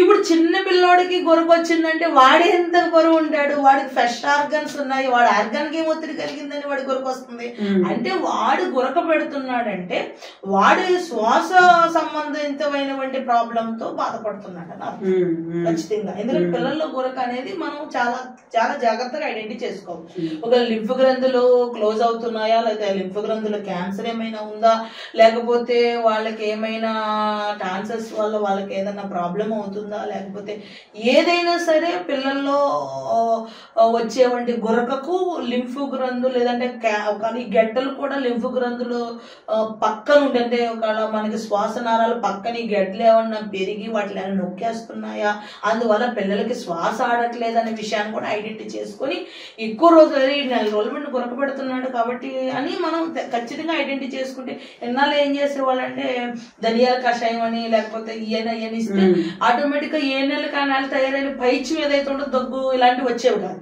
అప్పుడు ఏమవుతుందంటే జిగురు ఏమవుతుందంటే విరిగిపోయేది. ఇప్పుడు జిగురుని సప్రెస్ చేస్తున్నారు కాబట్టి జిగురికి ఏదో ప్లేస్ కావాలి, అది ఎక్కడికో దిక్కునికి వెళ్ళి ఏదో ఒక విభాగంలో చేరుకొని అది ఉండగానో ముద్దగానో అది ఒక జిగురు లావాగానో ఏదో రకంగా ఒక దగ్గరికి స్టోర్ అవుతుంది. కాబట్టి ఖచ్చితంగా పేరెంట్స్ కూడా ఇది తినరు అది తినరు కాబట్టి పిల్లలకు మంచి ఆ పైచ్యాన్ని విరగొట్టేవంటి ఫుడ్ కూడా పెట్టగలిగితే ఇలాంటి పరిస్థితులు కానీ గొరక ఖచ్చితంగా దాని నుండి పిల్లల్ని ఖచ్చితంగా పెట్టకుండా చూసుకుని ఒకవేళ పెడుతున్నారంటే దాని నుంచి దయచేసి ఖచ్చితంగా వాళ్ళకి కొంచెం ఫుడ్ మెనూ మార్చడం కానీ, వాళ్ళకి ఆయిల్ ఫుడ్ కానీ వాళ్ళకి ఏవి పెట్టకుండా కొన్ని రోజులు జాగ్రత్తగా చూసుకుంటుంటే వాళ్ళకి గొరక తగ్గిపోతే పర్వాలేదు. లేదు వాళ్ళకి ఫుడ్ మార్పు చేసినా సరే వాళ్ళకి ఎక్కువ గొరక వస్తుందంటే కనుక ఖచ్చితంగా అది లింఫ్ గ్రంథులు క్యాన్సర్ ఏమైనా లేదా గడ్డలు ఏమైనా అక్కడ ఉన్నాయనేది మనం ఐడెంటిఫై చేసుకోవాలి. నార్మల్ గా కాకుండా లింఫ్ గ్రంథులు ఏమైనా సమస్య ఉందేమో కొంచెం డీప్ గా చూసుకోవాలి. అలాగే పిల్లల్లో బోన్ క్యాన్సర్ కి బ్యాంక్ క్యాన్సర్ ఎలాగా గుర్తించవచ్చు? ఇందాక ప్రశ్న వచ్చింది మళ్ళా రాసినట్టున్నారు. అంటే ఈ కాళ్ళు నొప్పులు ఈ కండరాల నొప్పుల ద్వారా అది బోన్ క్యాన్సర్ అవ్వడానికి కూడా ఛాన్స్ ఉన్నాయనేసి చెప్పారు. చెప్పాను ఇందాక చెప్పిన దాన్ని బట్టి మనం పిల్లల్లో 100% ఈ ఏదైతే ఈ ఎముక నొప్పి ఏదైతే ఉందో దాన్ని బట్టి మన పిల్లల్లో బోన్ క్యాన్సర్ సాధారణమైన నొప్పిని వదిలిపెట్టకూడదండి. కనీసం ఆ నొప్పి ఒక నెల 15 రోజులు కనుక ఆ నొప్పి అలా కొనసాగించబడుతుంది అంటే కనుక లేదా 2 నెలలు లేదా 3 నెలలు ఆ ఎముక నొప్పి అలాగే పిల్లల్లో వేధిస్తుంటే కనుక వాళ్ళకి ఏదైనా బోన్ క్యాన్సర్ లాంటి లక్షణాలు ఏమైనా ఉన్నాయేమో అని చూసుకోవాలి. చివరిగా అది కూడా చూడాలి ఖచ్చితంగా. అలాగే సిస్టర్ పిల్లల్లో చాలా మంది పిల్లల్లో నేను గమనిస్తాను ఎక్కువ మూర్ఛ వ్యాధి రావడానికి కారణాలు ఏంటి? సర్వసాధారణంగా కనబడుతూ ఉన్నాయి పిల్లలు. మూర్ఛ వ్యాధి రావడానికి పిల్లల్లో చాలా కారణాలు ఉన్నాయి. బిలో 10 years లోపు పిల్లల్లో కొన్ని కారణాలు ఉంటాయి, 10 years పైబడిన పిల్లల్లో కొన్ని కారణాలు ఉంటాయి. కానీ ఎవరికైనా కారణం కొన్ని ఇట్ల వల్ల బ్రెయిన్లో స్టోమర్స్ ఏమైనా ఏర్పాటు అవుతాయి అంటే ఏమైనా కరుతిల్లా కానీ లేకపోతే బ్లడ్ ఏదైనా క్లాట్ అయినా కానీ కూడా ఇలాగా మూర్ఛ వ్యాధి రావడానికి అవకాశం. లేదా చిన్ని పిల్లల్లో మూర్ఛ వ్యాధి రావడానికి కారణం పెద్దవాళ్ళు అయితే కణుతులు లేదా రక్తం గడ్డగట్టడం వల్ల జరగడానికి ఒక 70% అవకాశాలు ఉన్నాయి. తక్కువలోనే చిన్నపిల్లలకు అలా జరగడానికి అవకాశం ఉంటాయి. బాగా తక్కువలో చిన్నపిల్లలకు అలా ఉండడానికి కారణం ఏంటంటే వాళ్ళు ఇన్ఫెక్షన్తో ఎక్కువ రోజులు సఫర్ అవ్వడం వల్ల. అంటే ఎక్కువ రోజులు ఎవరైనా సరే ఒక బ్యాక్టీరియాతో ఎక్కువ రోజులు పోరాడినప్పుడు ఆటోమేటిక్గా అది బ్రెయిన్కి ఇండికేట్ అవుతుంది అనమాట. ఎప్పుడైతే బ్రెయిన్కి ఇండికేట్ అవుతుందో బ్రెయిన్ డిస్టర్బెన్స్ అవుతుంది. ఎప్పుడైతే డిస్టర్బెన్స్ అయిందో అక్కడి నుంచి వచ్చే షాక్ల వల్ల అక్కడి నుంచి వచ్చే ఒత్తిడి వల్ల పిల్లలకి మూర్ఛ వ్యాధి రావడం జరుగుతుంది. అది లైట్ స్ట్రోక్స్ అయినప్పుడు మనం తగిన జాగ్రత్తలో బ్లడ్ ప్రెషర్ వాళ్ళు ఎలా జరుగుతుంది, వాళ్ళకి మార్నింగ్ జరుగుతుంటే వాళ్ళు బ్లడ్ ప్రెషర్ ఎలా ఉంది, ఒకవేళ ఈవినింగ్ వాళ్ళకి నైట్ కొంతమందికి ఎప్పుడు చూసినా ఈవినింగ్ వస్తూ ఉంటుంది, కొంతమందికి మార్నింగే వస్తూ ఉంటుంది, కొంతమందికి ఆహారం తినకపోతే వస్తూ ఉంటుంది, కొంతమందికి నిద్రలో వస్తూ ఉంటుంది. అది కూడా ఐడెంటిటీ అంటే దానిని బట్టి కూడా వాళ్ళలో కొంతమందికి అంటే నిద్రలో వస్తుంది, ఒకవేళ ఈవినింగ్ వస్తుంది అంటే కనుక వాళ్ళు కొంచెం బ్లడ్ సర్క్యులేషన్ అది కూడా స్లోగా ఉందా, లేకపోతే వాళ్ళకి ఎలాగా ఏంటి, వాళ్ళు ఏమైనా ఒత్తిడి పడితే వస్తుందంటే కనుక వాళ్ళ కండరాలు అంటే బ్రెయిన్కి సంబంధించినటువంటి సంకేతాలు కొంచెం లోపం అంటే కొంచెం బలహీనంగా ఉన్నారు అని మనం ఐడెంటిఫై చేసుకోవాలి. ఏదన్నా స్వల్పంగా ఉన్నప్పుడు దానిని ఆ యొక్క వ్యక్తి యొక్క లక్షణాలు ఎలా ఉన్నాయి, ఎంత వయసు, లేకపోతే అది ఇన్ఫెక్షన్ ద్వారా సంక్రమించిందా, లేకపోతే ఏమైనా స్టోమర్స్ ఏమైనా ఉన్నాయా, లేకపోతే ఒక్కొక్కసారి బ్రెయిన్ లో కూడా ఎముకలు కాల్షియం ద్వారా కొన్నిసార్లు బ్రెయిన్ లో కూడా చిన్న చిన్న చిన్న చిన్న ఎముకల్లో ఎదుగుతూ ఉంటాయి అన్నమాట. వాటి వల్ల కూడా బ్రెయిన్ ఏమన్నా డిస్టర్బెన్స్ అవ్వచ్చు. ఎందుకంటే ఒకటే పాయింట్ అని మనం చెప్పలేం, కానీ ఏదైనా సరే చాలా మంది వీడికి సంవత్సరానికి ఒకసారి వస్తుందండి, వీడికి పెద్ద మనం అంత పట్టించుకోవట్లేదు అని అనొచ్చు.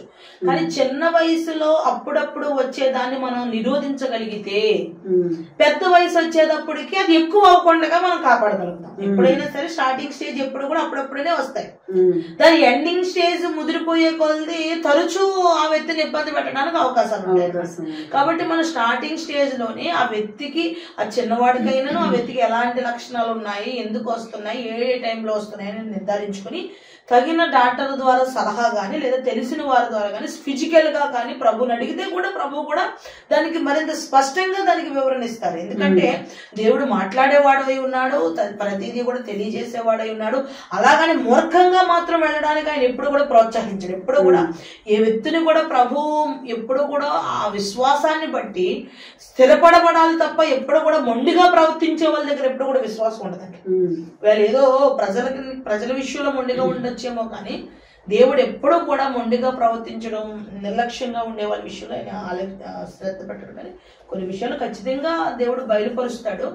అయితే ఈ లక్షణాలకు కొన్ని కారణాలు ఉన్నాయి, వాటిని ఉన్న పరీక్షల ద్వారా నిర్ధారించుకుని ఖచ్చితంగా దాన్ని ఐడెంటిఫై చేసుకోకపోతే కనుక పిల్లల్లో వయసు పెరిగే కొద్దీ అవి కూడా పెరగడానికి అవకాశాలు ఉన్నాయి. ఒక్కొక్కసారి పిల్లల్లో ఇన్ఫెక్షన్ ద్వారా వచ్చి అది బుర్రకి అది తల వరకు కొంచెం అది ఫామ్ అయినప్పుడు ఆటోమేటిక్గా మళ్ళీ అక్కడ ఫామ్ అయిన లేయర్స్లో ఉన్నటువంటి ఇన్ఫెక్షన్ క్లియర్ అవ్వడం చాలా కష్టం. ఒకవేళ అది క్లియర్ అయిపోతే కనుక అది పోవడానికి కూడా అవకాశాలు ఉన్నాయి. ఏదేమైనా దేని ద్వారా వచ్చిందని తెలుసుకొని దాని స్టార్టింగ్ స్టేజ్లోనే మనం దాని నుండి కొంచెం అవగాహన తెచ్చుకోగలిగితే మంచిగా మనం ముందుగానే కొంచెం జాగ్రత్త పడడం. అంటే నాకు తెలిసినంత మటుకి సిస్టర్ ఈ సమస్యలో ఏంటంటే ఇది నాడీ వ్యవస్థకు సంబంధించిన ఇబ్బందిగా ఉంటుంది కాబట్టి ఎంఆర్ చేసినా సిటీ స్కాన్ చేసినా ఏం చేసినా కూడా కంప్లైంట్ అనేది దొరకదు సిస్టర్. నేను చూసిన దాన్ని బట్టి కంప్లైంట్ అనేది దొరుకుతుంది. ఎందుకనంటే ఆ పేషెంట్ మామూలు టైంలో నార్మల్గా ఉంటాడు, ఫిట్స్ వచ్చిన టైంలో సిటీలు ఎంఆర్లో తీయరు కాబట్టి కంప్లైంట్ దొరకదు వాడు బేసిక్గా. అంటే సాధారణంగా డాక్టర్స్ ఏమంటారంటే ఇది వ్యాధి కాదు, దీన్ని జస్ట్ మామూలుగానే చూడొచ్చు అని చెప్పి దానికి ఒక 2-3 రకాల మందులు ఉంటే అవి ప్రిఫర్ చేస్తూ ఉంటారు. అంటే ఇది ఒక జస్ట్ ఒక ఎలక్ట్రికల్ షాక్ లాగా బ్రెయిన్కి కొంచెం కరెంట్ ఎక్కువగా రిలీజ్ అవ్వడం వల్ల సడన్ గా క్లాష్ అవ్వడం వల్ల వచ్చే చిన్న ఇబ్బంది తప్ప అంతకు మించింది ఏమీ కాదు అని చెప్తూ ఉంటారు బేసిక్గా. అంటే రిపోర్ట్స్ అన్ని నార్మల్ గా వచ్చి ఈ లక్షణాలు ఎందుకు కనబడతాయని రిపోర్ట్స్ అన్ని నార్మల్ గా వచ్చి ఒకవేళ ఈ కంప్లైంట్ ఏ పిల్లోళ్ళలోనైనా ఏ చిన్న పిల్లలోనైనా ఉంటే కనుక చాలా కేసులు ఇది అలా ఉంటే కనుక బ్రెయిన్ కి ఉండేవంటి నాడీ కణాల యొక్క బలహీనత అయి ఉండొచ్చు అండి ఖచ్చితంగా. అంటే దీనిని మనం ఎలాగా చేయొచ్చు అంటే బ్రెయిన్ కి ఇప్పుడు వాల్నట్ ఉంది, వాల్నట్ కేవలం బ్రెయిన్ కే పనిచేస్తుంది. ఇప్పుడు ఎవరిని అడగండి, ఒక బ్రెయిన్ కొంచెం ఇబ్బందిగా ఉన్న తలపోటు ఉన్న వాళ్ళు ఎవరైనా వాల్నట్ తిన్నారనుకోండి తలపోటు పెరుగుతారు ఖచ్చితంగా. ఎందుకంటే కంటి నొప్పి ఉన్న రోజు వాల్నట్ తినండి ఎవరైనా, ఆ కంటి నొప్పి పెరుగుద్ది. ఎందుకంటే దాని మీద వెంటనే దాని యొక్క ప్రభావం అంటే నొప్పి పడడం కాదు, దానిని ఏదో రకంగా పుష్ చేస్తుంది అనమాట. అది దాని మీద దానికి సెట్ చేయడానికి అంటే దాని యొక్క వాల్నట్ అనేది దానికి అందుకే దాని రూపం కూడా బ్రెయిన్ లాగా ఉంటుంది. కాబట్టి ఆ నాడీ కణాలు బలహీనంగా ఉండడం వల్ల కూడా ఏ లోపం లేకపోయినా సరే నరాల బలహీనంగా ఉన్న వాళ్ళకి ఇలా రావడానికి కూడా అవకాశాలు ఉన్నాయి. కాబట్టి వాళ్ళకి నాడీ నరాల బలంగా ఉండడానికి తీసుకోవాల్సిన ప్రోటీన్ తీసుకుంటే సరే, బ్యాలెన్స్డ్ ఫుడ్ దానికి సంబంధించి ప్రత్యేకంగా డైట్ తీసుకోవాలి. ఉదయం కనీసం తినాలి, ఈవినింగ్ తినాలి. అంటే ఆరోగ్యంలో ఈ రోజు క్యారెట్ యాడ్ చేశాను, ఈ రోజు బీట్రూట్ యాడ్ చేశాను అంటే కుదరదు. అలా కుదరదు అనమాట. ఇది ఈ విషయం చాలా క్లియర్ గా చూస్తున్న వాళ్ళందరికీ కూడా అర్థమయ్యేట సిస్టర్ చాలా వివరంగా చెప్పినందుకు నిజంగా చాలా థ్యాంక్స్ మీకు. అలాగే పిల్లల్లో ఎక్కువ రోజులు యూరిన్ ఇన్ఫెక్షన్ గానీ బ్లడ్ ఇన్ఫెక్షన్ గానీ సంవత్సరాల తరబడి ఉండిపోవడానికి కారణం ఏంటి? వాటితో చాలా మంది పిల్లలు సఫర్ అవుతారు. అయితే పిల్లల్లో చాలా కంప్లైంట్ ఇప్పుడు మా అక్కని మీకు కానీ ప్రేయర్ చేసేటప్పుడు కూడా మా అబ్బాయి యూరిన్ ఇన్ఫెక్షన్ చాలా కేసులు వస్తా ఉంటాయి. స్టార్టింగ్ యూరిన్ ఇన్ఫెక్షన్ రావడానికి గల కారణం చిన్నప్పుడే కడుపులో ఉన్నప్పుడే ఒక్కొక్కరికి కిడ్నీలు కొంచెం వాపు రావడం కానీ కిడ్నీలో చీముండడం కూడా జరుగుతుంది. ఆ తర్వాత చాలా మంది చూసుకోరు అనమాట, అలాగే ఉంచేసుకుంటారు. తర్వాత యూరినరీ ట్రాక్ కూడా సరైన రీతిగా ఎదగకపోవడం వల్ల కూడా మగపిల్లల్లో రావడానికి ఎక్కువ అవకాశాలు ఉంటాయి. అలాగనే మగపిల్లల్లో ఎప్పుడైతే యూరినరీ ట్రాక్ సరిగా ఉండదో యూరిన్ సంపూర్ణంగా పాస్ చేయరు. కాబట్టి మిగిలిపోయినటువంటి యూరిన్ ఏం చేస్తుందంటే మళ్ళా అది ఇన్ఫెక్షన్ కి దారి తీసేవంటే అవకాశాలు ఉంటాయి. అలాగ ఉండే వాళ్ళకు కూడా చాలా మందికి స్టోర్ అయిపోవడం వల్ల కిడ్నీ స్టోన్స్ రావడం, అక్కడ మళ్ళా ఇన్ఫెక్షన్ వాపు రావడం, నొప్పి, అందువల్ల కూడా చాలా మంది నడువు నొప్పి చాలా మంది పిల్లలు అంటే చిన్న పిల్లలకైతే బయటకు తెలుస్తుంది, కొంచెం 10 సంవత్సరాల తర్వాత కూడా వాళ్ళ నడువు నొప్పి వచ్చేస్తుంది. వాళ్ళకి నడువు నొప్పి వస్తుంది అంటే అమ్మ నువ్వు యూరిన్ సంపూర్ణంగా పాస్ చేయగలుగుతున్నావా లేదా అని అడగాలి. యూరిన్ నేను చాలా మంది కంప్లైంట్లు వచ్చినప్పుడు నేను చెప్తా, అమ్మ నీ యూరిన్ బాగా వెళ్ళగలుగుతున్నావా, ఏ కలర్లో ఉంటుందంటే ఏమోనండి నాకు తెలియదండి అని కనీసం వెళ్ళిన యూరిన్ కలర్ కూడా చూసుకునేవంటి అవగాహన కూడా నేటి పిల్లల్లో లేదండి, అసలు లేదనమాట. కొంతమంది యూరిన్ లో నుంచి బ్లడ్ కూడా పడుతూ ఉంటుంది. అంటే అది ఎందుకు పడుతుందంటే అది కిడ్నీల యొక్క పనితీరు కావచ్చు, లేకపోతే తీవ్రమైన ఇన్ఫెక్షన్ వల్ల బ్లడ్ ఇన్ఫెక్షన్ ఉన్నా సరే యూరిన్ ఇన్ఫెక్షన్. బ్లడ్ ఇన్ఫెక్షన్ ఎప్పుడు వస్తుందంటే యూరిన్ ఇన్ఫెక్షన్ లేదా ఎక్కువ రోజులు అలాగ సప్రెస్ చేయడం వల్ల, టాబ్లెట్స్ చేయడం వల్ల బ్లడ్లోకి చేరినటువంటి మనకు హానికరమైన బ్యాక్టీరియా బ్లడ్లోకి ఎప్పుడైతే వెళ్ళిపోయిందో యూరిన్ నుంచి, తర్వాత బ్లడ్లో కలిగినటువంటి ఈ యొక్క సమస్య ఏం చేస్తుందంటే అక్కడి నుంచి స్టార్ట్ అవుతుంది. ఎప్పుడూ కూడా ఎవరిలోనైనా గమనించుకోండి, పెద్దల్లోనైనా చిన్నల్లోనైనా బ్లడ్ ఇన్ఫెక్షన్ని ఒక 6 నెలలు సంవత్సరం మెయింటైన్ చేశారంటే కనుక ఖచ్చితంగా వాళ్ళకి గ్యాస్ట్రిక్ విపరీతంగా వచ్చేస్తుంది. తర్వాత వాళ్ళకి గ్యాస్ట్రిక్ విపరీతంగా వచ్చిన తర్వాత వాళ్ళకి పైన కిడ్నీలోకి అయితే కిందకు వస్తే, ఇప్పుడు నేను హాల్లోకి వచ్చిన తర్వాత నేను ఏ గదిలోకి వచ్చైనా నేను ప్రవర్తించగలను, ఎందుకంటే నేను ఒక డోర్లోకి వచ్చేసాను. కాబట్టి ఈ యూరిన్ ఇన్ఫెక్షన్ బ్లడ్లోకి వెళ్ళిన తర్వాత బ్లడ్లో సిఆర్పి అని ఉంటుంది, దాని రేటింగ్ కనుక ఎక్కువ ఉంటే కనుక అది ఏం చేస్తుంది అంటే కింద భాగానికి వస్తే కనుక యూట్రస్ స్త్రీలకైతే యూరిన్ అలాగే కిడ్నీల్ని దెబ్బతీస్తుంది. ఒకవేళ పై భాగానికి వెళితే కనుక గ్యాస్ట్రిక్, అలాగే విపరీతమైన గ్యాస్ట్రిక్ ఏదైనా వస్తుంది. గ్యాస్ట్రిక్ అలాగే లంగ్స్ ఇబ్బంది చేసేస్తూ ఉంటుంది. తర్వాత భయంకరమైన బాడీ పెయిన్స్ వచ్చేస్తూ ఉంటాయి. ఎప్పుడు కూడా బాడీలో బ్లడ్ ఇన్ఫెక్షన్ అనేది ఉండనివ్వకూడదు. వీలైనంత వరకు దాన్ని బయటికి పంపించేయాలి. ఎలా పంపించాలనేది ఆలోచన చేసుకొని ఖచ్చితంగా పంపించేయాలి. తర్వాత చాలా మంది బ్లడ్ ఇన్ఫెక్షన్తో సఫర్ అవుతూ ఒకసారి మనకి ఇక్కడ కట్టమూరు నుంచి ఒక చిన్న పాపని తీసుకొచ్చారు. ఆ పాప వయసు 4 years అనుకుంటాను. పాప అయితే ఎదగలే, పాప ఏమో చిన్నగా ఉంది. రోజు మోషన్కి వెళ్ళదు, యూరిన్కి వెళ్ళదు, యూరిన్కి మోషన్కి వెళ్ళట్లేదు. అయితే 2 రోజులకు ఒకసారి 3 రోజులకు ఒకసారి హాస్పిటల్కి వెళ్ళాలి. తరచూ రొంప, తరచూ జ్వరం వచ్చేస్తుంది. ఇక జ్వరం రొంప వచ్చేస్తుంటే హాస్పిటల్కి వెళ్ళిపోతూ ఉండాలి. ఇలా జరుగుతున్న క్రమంలో మన డెలివరీ సెంటర్ రావడం జరిగింది. ఏంటి బేబీ పరిస్థితి అని చూస్తే కనుక పుట్టినప్పటి నుంచి బ్లడ్ ఇన్ఫెక్షన్తో ఉంది. అయితే పుట్టినప్పటి నుంచి బ్లడ్ ఇన్ఫెక్షన్తో ఉండడం వల్ల అమ్మాయికి ఏమైందంటే లోపల కిడ్నీలో ఉండే టిష్యూస్, కిడ్నీలో ఉండే లేయర్స్ అన్నీ కూడా థిక్గా దళసరిగా అయిపోయినాయి అనమాట.